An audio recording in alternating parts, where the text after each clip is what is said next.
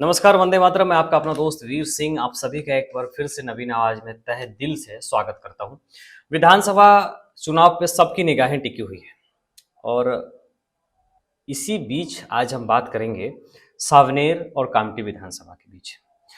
ये एक ऐसा आकलन आप तक मैं लेकर आ रहा हूं, अगर यह सत्य साबित होती है तो यह समझना मुश्किल नहीं होगा कि बीजेपी और कांग्रेस के बीच की जो राजनीतिक लड़ाई है वो कितना सही है या कितना गलत है, उस पर एक बड़ा सवाल उत्पन्न होता है। हम 2014 की बात करेंगे। 2014 में सुनील केदार सावनेर से चुनकर आए। आपको याद होगा कि 2014 में शिवसेना और बीजेपी की युति टूट गई थी, लेकिन इसके बावजूद बीजेपी का कोई भी कैंडिडेट सावनेर से चुनाव नहीं लड़ पाया था। एक्स वाई जेड पीछे का रीजन कुछ भी होगा, लेकिन सत्य तो यही है कि आखिर में सुनील केदार के खिलाफ बीजेपी ने किसी को उतारा ही नहीं। यानी कि बीजेपी चाहती थी कि 2014 में सावनेर से सुनील केदार जीत कर आए। ऐसे ही 2019 की अगर हम बात करेंगे तो 2019 में राजीव पोद्दार सुनील केदार के खिलाफ लड़े। सुनील केदार को 1,13,000 से अधिक मत मिले। वहीं राजीव पोद्दार को 86,800 900 के आसपास में वोट मिले। तो कहने का मतलब ये है कि राजीव पोद्दार सुनील केदार को वहां पे हरा नहीं पाए थे। दूसरी बात, अभी जो 2000 अगर हम 24 की बात करें तो सूत्र बताते हैं कि जैसा कि आप सब ने सुना होगा कि चंद्रशेखर बावनकुरे यहाँ से चुनाव लड़ने वाले हैं कामठी विधानसभा से। और कामठी विधानसभा में अगर उनके खिलाफ बात करें तो दो नाम सबसे ज्यादा आगे है, एक सुरेश भोयर, दूसरा अवंतिका लेकुरवारे। सूत्र बताते हैं कि कामठी से ज्यादातर चांसेस है अवंतिका लेकुरवारे को टिकट दे देने की। इसके पीछे का एक कारण है, अवंतिका लेकुरवारे का काम अच्छा है, लोगों के बीच पहुंचती है, ये सारी चीजें ठीक है।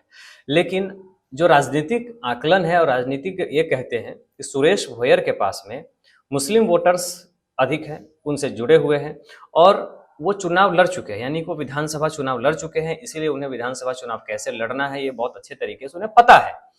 वही अवंतिका लेकुरवारे के लिए यह विधानसभा के लिए चुनाव नया होगा। इससे पहले वो जिला परिषद चुनाव लड़ चुकी हैं, सभापति हैं जिला परिषद में, लेकिन विधानसभा का चुनाव काफी अलग होता है। तो यानी कि विधानसभा चुनाव के लिए अवंतिका लेकुरवारे या फ्रेशर है जो कि बावनकुरे के खिलाफ उतरेंगे, तो जाहिर सी बात है कि बावनकुरे जीतने के चांसेस बढ़ जाते हैं। यहाँ पे सुरेश भोयर को टिकट काट सकती है, अभी तक का आकलन यही कह रहा है, कांग्रेस काट सकती है।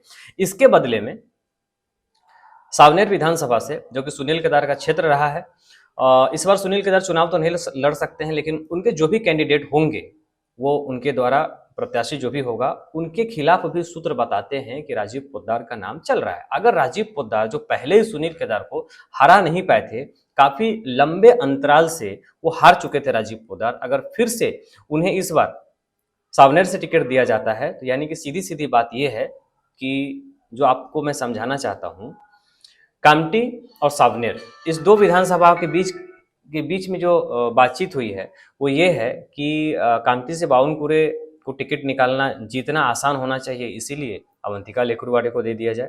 दूसरी बात, सावनेर से सुनील केदार को जीतना है, उनके कैंडिडेट को जीतना आसान होना चाहिए, इसीलिए राजीव पोद्दार को दे दिया जाए। अगर यह बात सत्य है तो आप बताइए, बीजेपी और कांग्रेस के बीच में इस दो विधानसभा के बीच का अगर आकलन कर दिया जाए, दोनों दिग्गज नेताओं को निकालने की प्लानिंग हो चुकी है, मूड बन चुका है, तो फिर ये झगड़ा कैसा है?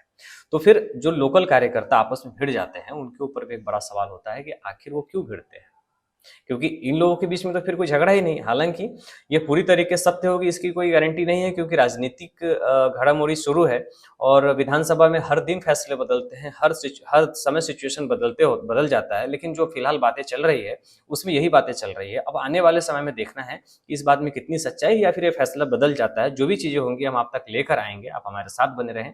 ध्यान रहेगा कामठी और सावनेर विधानसभा के कैंडिडेट के ऊपर। हमारे साथ बने रहें, देखते रहे नवीन आवाज। जय हिंद।